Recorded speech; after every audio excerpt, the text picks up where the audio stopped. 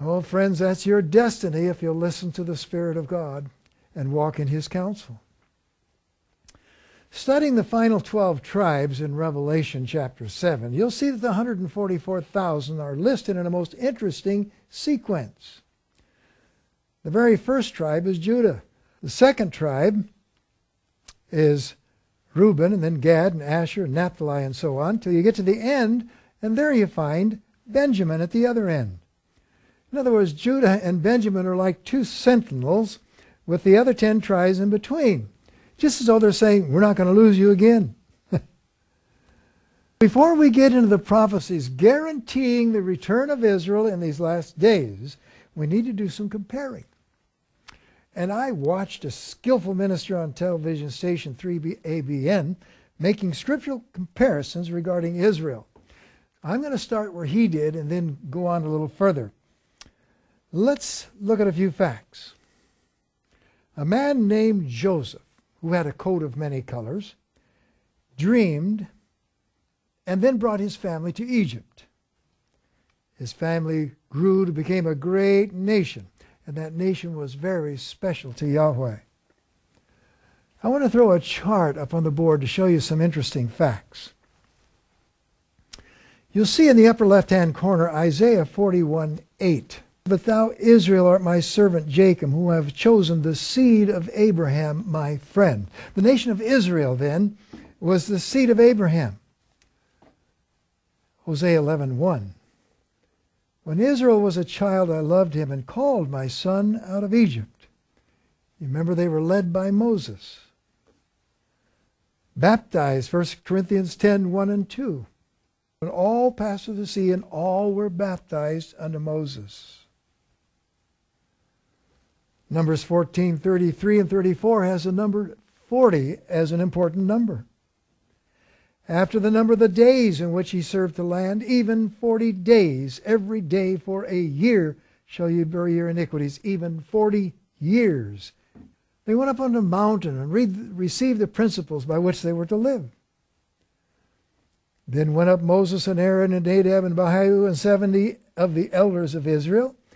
And the Lord said unto them, come up to me into the mountain, be there, and I will give thee tables of stone, and a law and commandments which I have written, that thou mayest teach them. Psalms 80 verse 8. The nation of Israel was called a vine.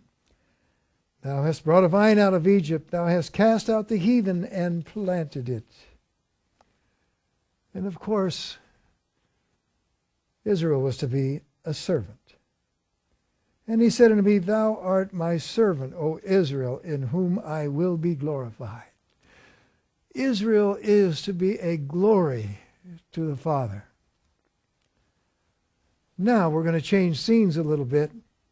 We're going to talk about the second man of Israel who came along centuries later.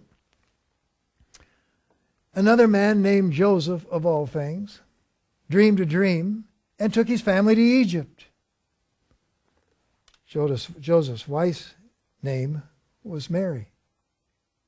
And now we'll go back to our chart and make a few comparisons. Here we go at the top of the chart, Matthew 1:1. Jesus was the son of Abraham. And the book of the generation of Jesus Christ, the son of David, the son of Abraham. Matthew 2:15. Remember, Christ was taken to Egypt and came out of Egypt, and was there until the death of Herod, that it might be fulfilled which was spoken of the Lord by the prophet, saying, out of Egypt have I called my son. Matthew 3:13, Christ was baptized. Then cometh Jesus from Galilee to Jordan unto John to be baptized of him. Matthew 4:1 and 2, 40 days became very important again. Then was Jesus led up of the Spirit to the wilderness to be tempted of the devil. And when he had fasted 40 days and 40 nights, he was after it 100. And Jesus led his people up unto a mountain to receive the principles by which to live. And seeing the multitude, he went up into a mountain, and when he was set, his disciples came unto him. And of course, Christ is the true vine. John 15:1, I am the true vine, and my Father is the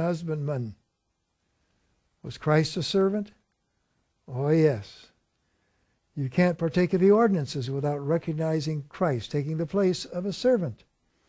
That it might be fulfilled which was spoken by Isaiah the prophet, saying, Behold my servant, whom I have chosen, my beloved, in whom my soul is well pleased. I will put my spirit upon him, and he shall show judgment to the Gentiles. What I'm saying here is that Christ is truly the epitome, faithful man of Israel. He lived the life, taught the teachings, walked the walk.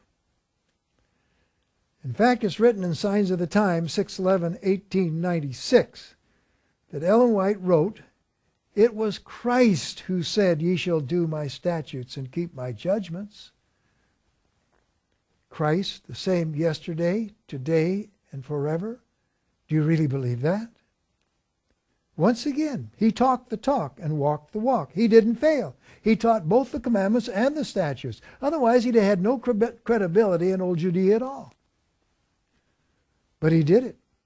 In fact, in Matthew 5:17, once he said, Think not that I am come to destroy the law or the prophets. I am not come to destroy, but to fulfill. And you might ask yourself, what law? And if you look this word law of this text up in Strong's Concordance, it will say specifically of Moses, including the volume. That is a whole volume of the Torah. Actually, if you look up the word law here in Strong's Concordance, the Greek gives no reference to the 10 Commandments at all, except as they were included in the Torah, and that's not mentioned. Now listen to me, friends. If Christ refused to destroy the law of Moses, then who are we that we should supplant his authority? I don't think we would want to do that. And who are we to think that the Apostle Paul nailed them all to the cross? Friends, that would make Paul worse than the Antichrist, wouldn't it? It's written of the Antichrist that he just changed the appointed times and the laws. Where people will claim when they read Colossians 2 that Paul simply took them all away, did away with them at the cross. Friends, if you have a blue stick, you can change it by painting it red. And then if you get some blue paint, you can change it back again. If something's changed, it can come back. But if you throw the stick in the fire, it's gone. There's not much you can do with it.